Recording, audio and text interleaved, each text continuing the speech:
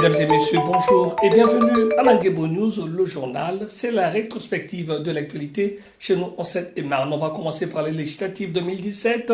Les candidats ont offert une belle résistance aux listes d'En Marche présents dans 9 des 11 circonscriptions Seine-et-Marnais. Un premier tour évidemment marqué par une forte abstention. Les journées portes ouvertes du SMITOM, le rendez-vous était pris à Vol-au-Pénil. Cette année encore, le public a répondu présent. Un peu plus de 1500 visiteurs étaient présents avec leurs familles dans les installations du centre de valorisation énergétique de l'opérateur de traitement des ordures ménagères du centre-ouest Seine-et-Marnais. Les familles et leurs enfants ont profité de nombreuses animations des partenaires du SMITOM Lombric. Rénovation urbaine, la phase 2 de Melun et le Mets-sur-Seine. Une réunion publique animée par les maires de Melun et du Mets-sur-Seine autour du projet n'a pas levé toutes les interrogations des habitants soutenues par les associations de locataires. Le parc Fenez du Mets-sur-Seine accueille le 21 juin prochain la fête de la musique 2017. La ville du Mets-sur-Seine devrait proposer l'un des plus beaux plateaux musicaux de l'agglomération Melun-Val-de-Seine avec des groupes locaux.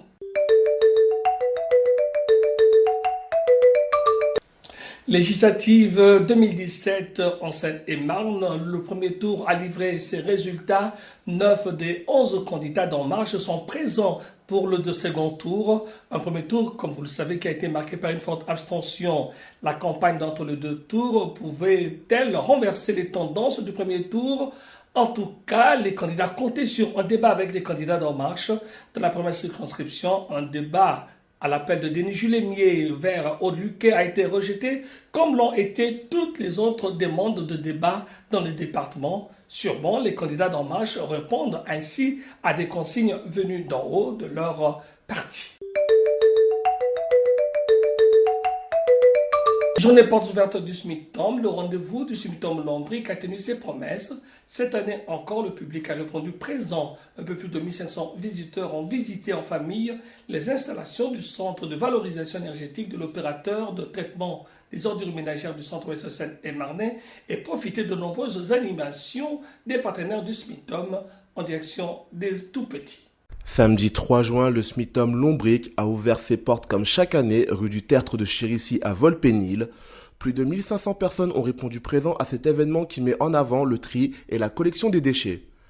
Le public a pu visiter librement le centre de tri des emballages et l'unité de valorisation énergétique. Également présent, un stand de troc et de réparation était installé pour réparer ou partager les objets du quotidien en fin de vie. Et cette année, ce sont les enfants qui sont mis à l'honneur avec un village qui leur est consacré, avec des toboggans et des jeux ludiques, et avec la mascotte du Lombric qui était également présente pour les guider tout au long de la journée. Et comparé aux autres années, le soleil était bel et bien présent, nous l'a confirmé William Guijax, membre de l'organisation SMITOM Lombric, à notre micro. Pose bien, pas de soucis, tous les ans on commence à être à peu près rodé. Ouais. Si cette année le temps se maintient. D'accord, non, c'est vrai que les dernières années, ça se passera très bien. Parce que là les nuages ça fait un peu peur. Ça fait un peu peur, pour le moment ça se maintient. Si ça peut rester sec, on sera les plus. Une très bonne journée qui se déroule dans la bonne humeur, pour la plus grande joie des grands et des petits.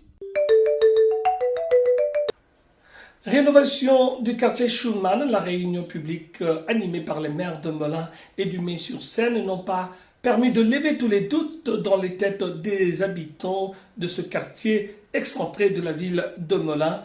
Les habitants soutenus par les associations des locataires ont demandé des précisions auprès de leurs administrateurs. La rénovation du quartier Schumann a été lancée à l'occasion d'une réunion de concertation le 1er juin dernier. Schumann, ce quartier coupé du reste de la ville de Melun par la départementale D606 et ses rocades, situé derrière le champ de foire, une zone commerciale de la ville, devrait dans les jours à venir avoir dans son voisinage immédiat le Centépôle en construction. Pour ses habitants, Schumann, oublié de la première phase en rue, sa rénovation devrait se faire avec et pour les habitants.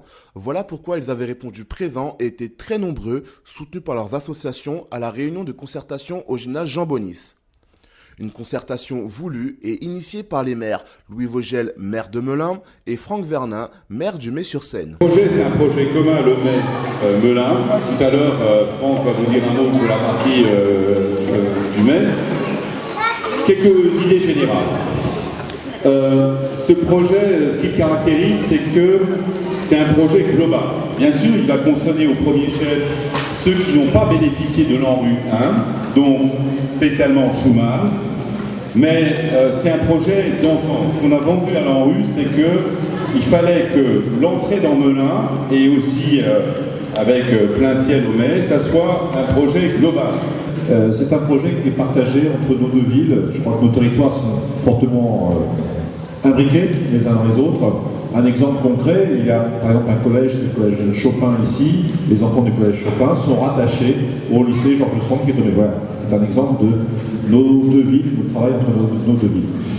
Ce projet, nous l'avions, nous, en tant que ville du Mai-sur-Seine, déjà porté pour le quartier Plein Ciel en 2008. Il avait été refusé une première fois par l'Agence nationale de rénovation urbaine. Et quand l'opportunité s'est présentée l'année passée pour la ville de Melun de présenter une deuxième mouture d'un projet de rénovation urbaine, nous avons convenu, à l'époque avec Gérard Millet, le maire de Melun, et maintenant Louis Vogel, le maire de Melun, de pouvoir travailler sur ce territoire qui n'a pas de frontières, parce que c'est parce qu'on habite Melun ou le Mai qu'on ne va pas faire ses courses en une ou l'autre des communes, ou on ne participe pas à la vie de cette agglomération. Pour les habitants et leurs associations, la rénovation des bâtiments doit aller de pair avec la résolution des problèmes des habitants. Améliorer la desserte du quartier, donner du travail aux jeunes, accompagner au retour à l'emploi les adultes. Donc à Volpénil, ils ont un système éducatif déjà rien qu'au niveau des écoles, et tous les habitants de Melun se sauvent sur Volpénil ou vont au Mai. Il y a un exemple quand même à prendre et se dire pour quelles raisons les gens quittent Melun.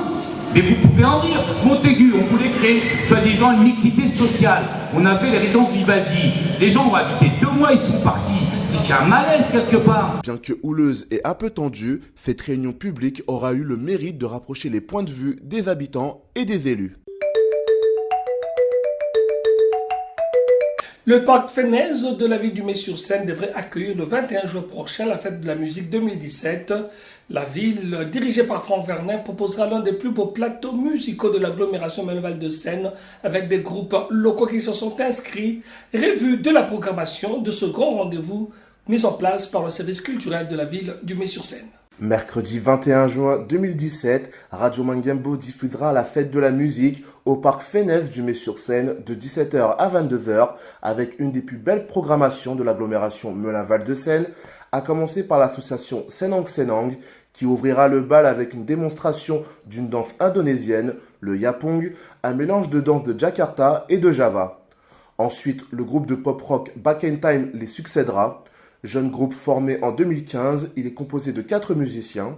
Changement de registre avec Oula, un groupe de 6 jolis violonistes d'origine et d'horizons variés qui interpréteront des musiques du monde avec des musiques traditionnelles.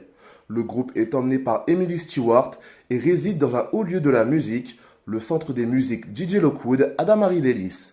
Et parmi les pépites que vous allez découvrir ce 21 juin à la fête de la musique du Mai-sur-Seine, voici le groupe Crispy Bubble. Formé fin 2016, le groupe est constitué d'un batteur, d'un bassiste et d'une chanteuse-guitariste. Le groupe progresse à une vitesse fulgurante grâce à des mélodies solides faisant penser aux Eagles et encore plein d'autres groupes que vous découvrirez ce 21 juin à la fête de la musique du Mai-sur-Seine.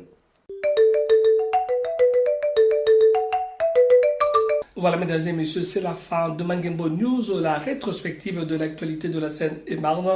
N'oubliez pas d'aller voter dimanche 18 juin pour le second tour des législatives. Et vous pouvez nous suivre sur notre site internet www.mangembo-fm.com, sur nos pages Facebook Radio Mangembo, sinon avec notre application Mangembo à télécharger sur les plateformes Play Store, Google et iTunes. Au revoir.